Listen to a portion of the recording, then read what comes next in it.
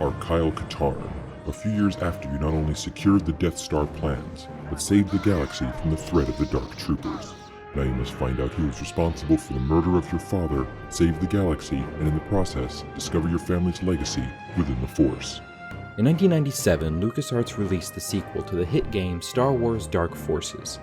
It was a sequel that promised to allow players to finally wield not only the powers of the Force, but also the always entertaining lightsaber. I'm FP Shooter, and on this episode of Knee Deep in the Dead, we'll once again leap into a galaxy far, far away with Star Wars Dark Forces 2 Jedi Knight.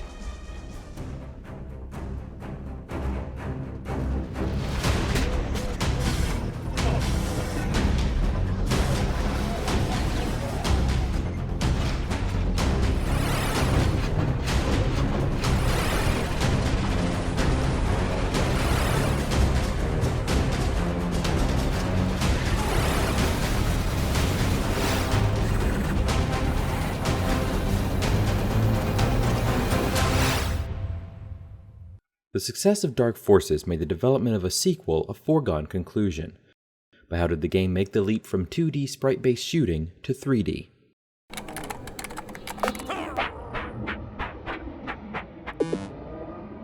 The lead developer of Jedi Knight was Justin Chin, who'd been a developer on the original Dark Forces. His primary goal was to allow the player's game experience to change based upon what Force abilities they chose and what actions they took. The game used a new engine called Sith, which was a considerable step up from the Jedi engine used in Dark Forces. The Sith engine utilized a technique known as portal rendering, wherein the engine renders only what polygons it sees on screen at one time. Jedi Knight was one of the first major games to utilize Microsoft Direct 3D, a competitor to what was the general leader of graphical programming interfaces at the time, OpenGL. Jedi Knight also brought the filming of full-motion video cutscenes, a big fad in the late 80s and lasted even into the late 1990s. Rather than animating and rendering entire in-engine cinematic cutscenes, Jedi Knight has fully acted mini-movies involving real people acting opposite computer-generated backgrounds. This involves shooting some of the first official lightsaber footage since Return of the Jedi. It also involves some of the best examples of the cheesiest of FMV acting. But how exactly do these FMVs factor into Jedi Knight's sweeping space opera story?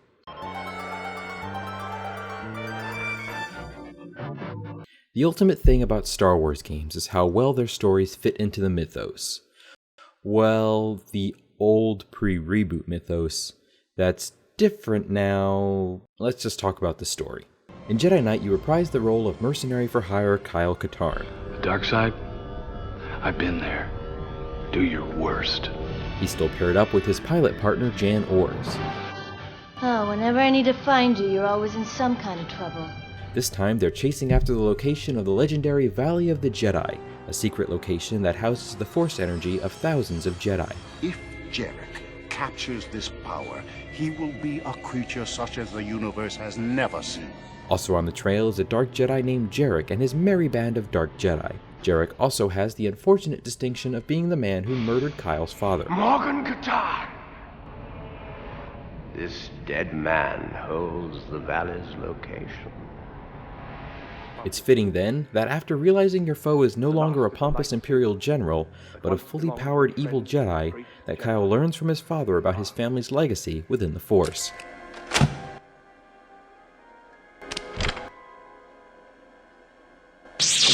Use it well. Use it for good. Kyle inherits a lightsaber and has to discover his latent Force abilities on the fly. Kyle pursues Jarek through multiple locations and some amazingly fun levels. One of the best levels is a chase through a falling cargo ship before it crashes down to the planet below. The whole thing ultimately culminates in a showdown within the Valley of the Jedi itself. The story is partly relayed through in-game voice acting, but more so through the aforementioned full-motion video cutscenes. In all my years, I've only known Dark Jedi, never one from the light side. While FMVs were nothing new in 1997, the utilization here is a bit of cheesy fun and contribute to Jedi Knight's greatest triumph, that being the telling of a new Star Wars tale that could somewhat stand up to the classic films. Weaponless. Kill me! You can't, can you? You're weak like a father. The actors in the FMVs do seem to be giving it their all, even if the computer-generated characters and backgrounds really haven't aged well. The actor who plays Jarek is particularly enjoyable to watch as he really takes to playing the villain. Very good, Saris. And realize your true destiny as a Dark Jedi, your true power.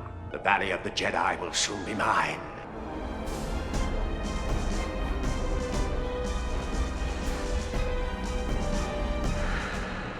Your payment is waiting for you at one of my cargo ships. Meet it at the refueling station outside of Baron's Head. A pity. Then you will die. A key story element is also a key game mechanic. Jedi Knight was one of the earliest games of this genre to really implement an alignment system. Every level gives you points to use to upgrade various force powers. If you put the points into light side powers like healing, it pushes Kyle more towards the light side. But if you want to force choke some stormtroopers, it pushes him more towards the dark side. Also at play is whether or not Kyle kills innocent civilians. In the end, this affects the decision Kyle makes midway through the game that directly impacts the rest of the story. I won't spoil it here, but let's just say it's fittingly dark and leads to a very appropriate ending. The way Jedi Knight tells its story is undoubtedly the best strength of the game. You ultimately feel as if you're playing through a Star Wars film, which is all anyone can ask from a Star Wars game. So now that we have the reason for killing the evildoers of the Star Wars universe, who exactly are we killing? After him! Enemies in Jedi Knight are kind of a mixed bag, with a lot of them returning from Dark Forces. The first enemies you fight are the three-eyed Gran. They wield a variety of weapons including stormtrooper rifles and their own bare fists. Where there's Gran, there's also Rodians, sneaky little pains in the asses who like to hide. There's also Gamorrean guards. These walking hunks of spam carry massive axes that they attempt to ambush you with, but usually fail to do so, allowing you to easily back away and blast their very slow butts. Tusken Raiders, which are the most boring enemies you face. Not only is there no real variety between them, they're everywhere and use both stormtrooper rifles and bowcasters. The enemy variety picks up once you begin engaging the Imperials. There's of course the basic stormtrooper with his blaster, but he's joined by 3 pauldron-wearing comrades. Orange Shoulders have the same weapon as regular stormtroopers, Reds have a repeating rifle, and Yellow Shoulders have a rocket launcher. All the types of stormtroopers are equally easy to kill, though they make up for it in larger numbers. The Imperial forces are rounded out by probe droids, turrets, and the absolutely frustrating ATST. And then there are the bosses. The bosses. I'll be getting a lot more into the lightsaber aspect of the game in the weapons and gameplay sections, but once you get your lightsaber and some starting powers, you eventually encounter each of the Dark Jedi Masters in a lightsaber battle. Brash and eager, he is ready to prove himself to his master at any cost. It is a mystery why one would call Gork and Pig twins. Even though one is a miniature version of the other, they look nothing alike, quiet and reserved. This makes her a very dangerous foe. He is a crude individual that lacks both tact and teeth. These battles are annoying, frustrating, and infuriating, which is compounded by the lightsaber controls. The worst offender is the fight against Gork and Pick, 2 orc-like creatures you have to fight simultaneously. Gork was fairly easy, just spam lightsaber attacks. Pick kept going invisible, which made it impossible to locate him unless you used a certain detection force power to find him. The boss battles were really terrible, little to no feedback on if you managed to hit aside from maybe the enemy grunting, and blocking was so unreliable. Enemy AI is baseline, nothing extremely intelligent, but at least they were rarely running face first into walls. Okay is probably the best way to describe the enemies in Jedi Knight. With no real AI or variety of enemy abilities aside from run around and shoot, they don't really provide a unique challenge, except for those horrible boss battles. But aside from the joy one can get from gunning down hordes of stormtroopers, there's nothing about the enemies that really stands out. And speaking of gunning down hordes of stormtroopers, how is that accomplished?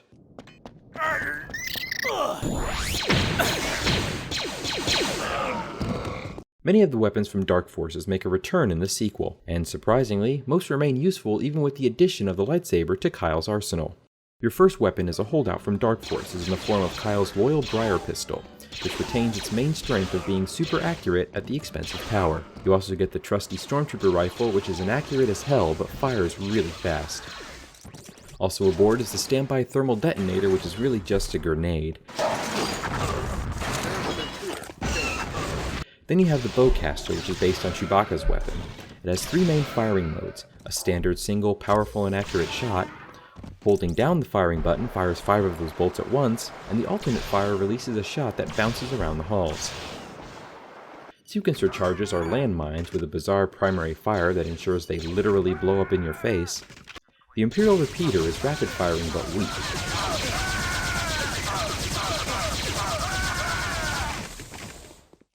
The Rail Detonator is a rocket launcher crossed with a grenade launcher. And then there's the Concussion Rifle, which is essentially an energy shotgun that meets a sniper rifle. We'll get to the lightsaber in a moment. For the most part, there's no really standout weapon in Jedi Knight, which is kind of a problem when we talk about the lightsaber. The lightsaber is an amazingly cool addition to the game and to FPSs in general. Well, I'll say it's a cool addition eventually. While I can say its inclusion was very groundbreaking for the genre, its implementation in Jedi Knight is troubled, to say the least. It's implied that your movement can change the direction you swing, though I found that really didn't impact much of the gameplay. You're largely just sort of swinging aimlessly as you run towards enemies, which are, for the most part, ranged. So it creates this almost comical scenario of Kyle being blasted while swinging the lightsaber back and forth. So there is a big degree of catharsis in slicing the limbs off of stormtroopers. The last elements of weaponry I want to talk about are one of the best inclusions in Jedi Knight, the Force Powers. The Force Powers are divided into neutral, light, and dark side. Over the course of the game, you can put points into the powers to make them stronger. The neutral powers are speed, jump, pull, and seeing. These powers are mostly utility, except for pull, which can be used to rip weapons out of enemy hands.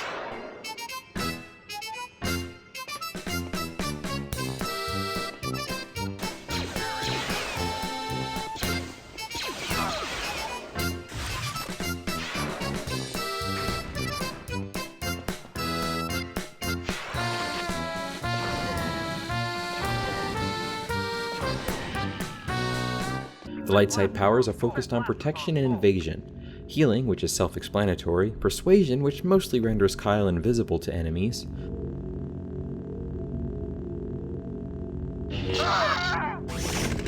blinding, which is equally self-explanatory, absorb, which lets you drain enemy powers and refill your force energy, and protection, which is basically a shield. The dark side powers, in addition to being a lot more fun, are focused on damage. You have throw, which lets you toss enemies around, grip, which lets you choke enemies out Darth Vader style, lightning, a power whose effects should be obvious, destruction fires a ball of energy outwards and destroys everything in its path, and deadly sight, which ensures anyone nearby takes damage from Kyle.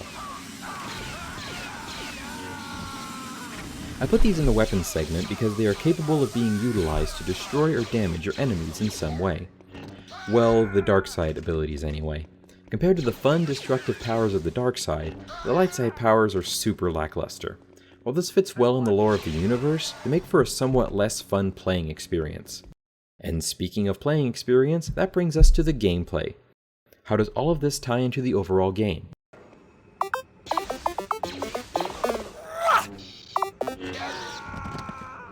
Jedi Knight's gameplay follows along the route of shooters from the late 90s era. You start with the starter weapon and continue through the levels collecting new ones. Jedi Knight's greatest strength in its gameplay is undoubtedly the Star Wars universe itself. Locations like Nar Shaddaa are large and open, giving lots of room to maneuver and fight enemies. This also shows off what could be considered the greatest strength of the Sith engine, its ability to render these very large areas. The level design is a key strength to Jedi Knight. While there are a few scattered key or button puzzles, most notably a section where you are trying to get into a massive Imperial tower, or, at its worst, trying to figure out how to empty a huge fuel bin so you can pass through, the goal in each level is to make it to the end or accomplish a specific mission goal. The way Jedi Knight relays its levels and story, in addition to the use of the FMV cutscenes, lets it play out as more of a linear story experience like Half-Life or Unreal, though not boasting the interconnected world of those two games.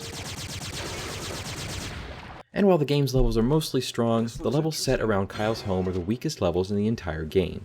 They have at least 2 examples of notorious sewer levels in games. One part has you going along aqueducts killing identical Tuscans, and the other has you entering a city through its waterworks, while still killing identical Tuscans.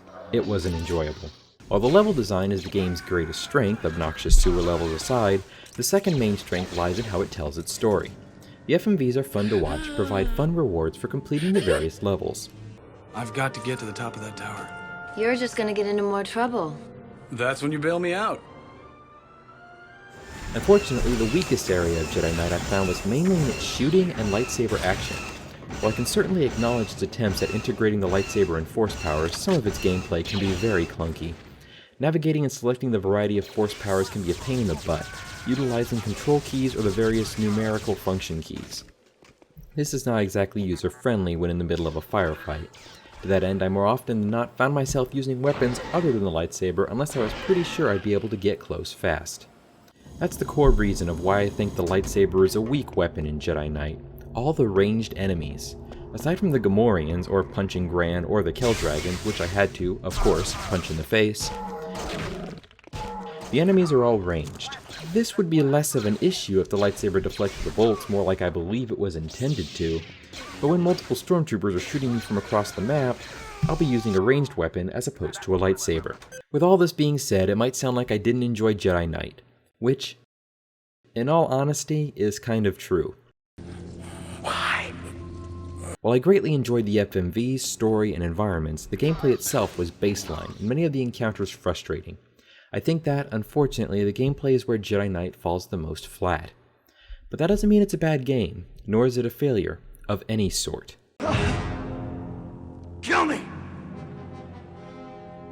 Isn't that what you do to Dark Jedi?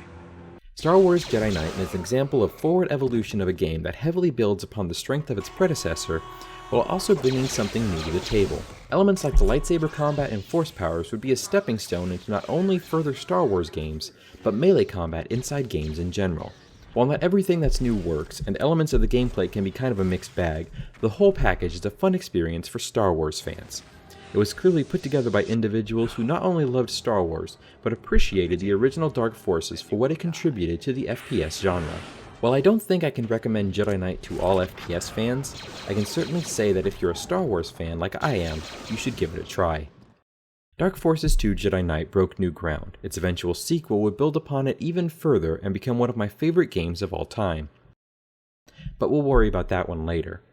Next time we begin something new, a themed month, where we will answer a certain call and embark on a bit of analysis of one of the most divisive game IPs, not only amongst FPS fans, but amongst gamers in general.